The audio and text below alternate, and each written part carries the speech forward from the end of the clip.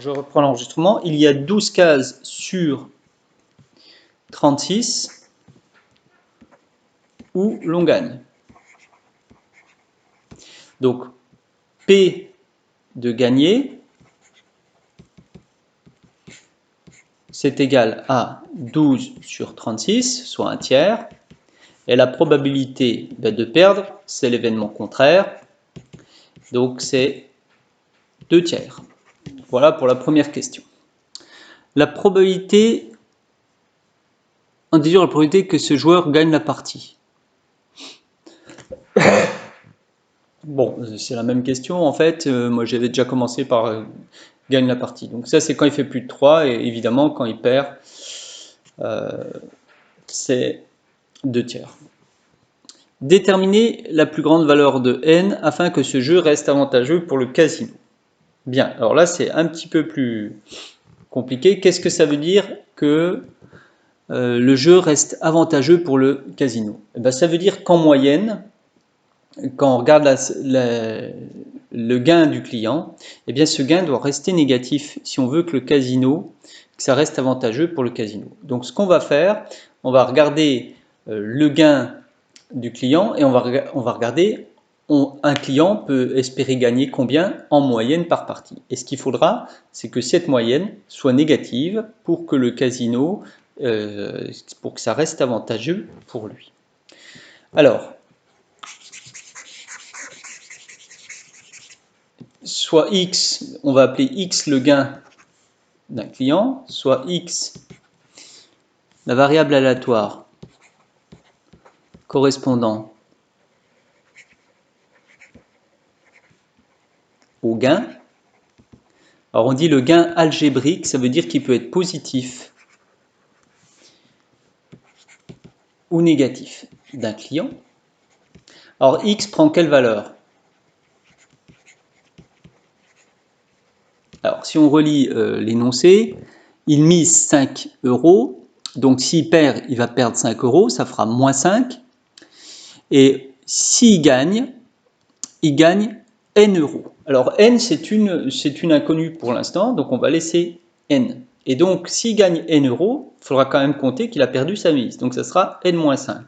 Donc, moins 5 quand il perd et n-5 quand il gagne. Donc, la loi de probabilité de x est, alors, on a xi qui vaut moins 5 ou n-5. P de x égale xi.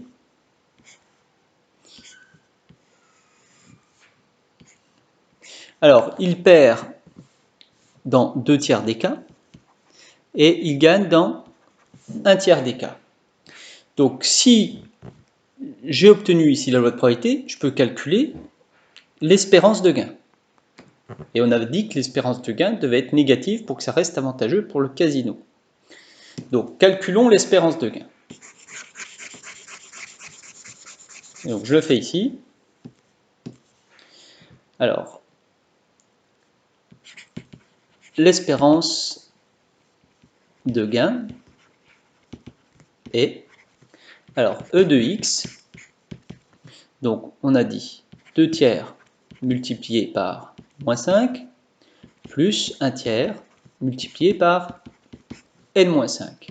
Ça me fait donc moins 10 tiers plus 1 tiers de n moins 5 tiers. Ce qui nous fait donc 1 tiers de n moins 5 tiers. Pardon, moins 15 tiers. Ce qui fait encore 1 tiers de n moins 5. Bien, donc voilà pour l'espérance de gain. Et qu'est-ce qu'on nous dit? On veut que cette espérance de gain, en fait, soit négative. Alors je ne l'écris pas, mais il faudrait mettre, pour que le jeu reste avantageux pour le client, il faut que l'espérance de gain du client soit négative. Donc on cherche E de x inférieur ou égal à 0. Eh bien, ça donne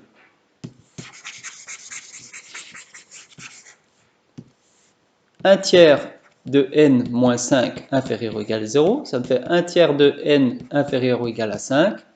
Ça me fait n inférieur ou égal à 15. Donc, si on veut que le jeu reste avantageux pour le casino, il faut que n soit plus petit, c'est-à-dire que ce qu'on donne quand il gagne soit plus petit que 15. Alors j'aurais peut-être certainement dû mettre, même plutôt que inférieur ou égal, je vais corriger, je vais mettre que ça doit être strictement négatif, parce que si ça fait 0, bah c'est pas avantageux, c'est égal pour le casino, c'est égal entre client et casino. Donc si on veut que ce reste soit avantageux pour le casino, il faut que l'espérance de gain soit négative pour le client, et donc il faut que le n versé quand le client gagne soit plus petit strictement que 15. Donc la plus grande valeur de n, n c'est n euros, bah c'est 15 euros. Voilà, il ne faut pas que ce soit plus grand que 15 euros.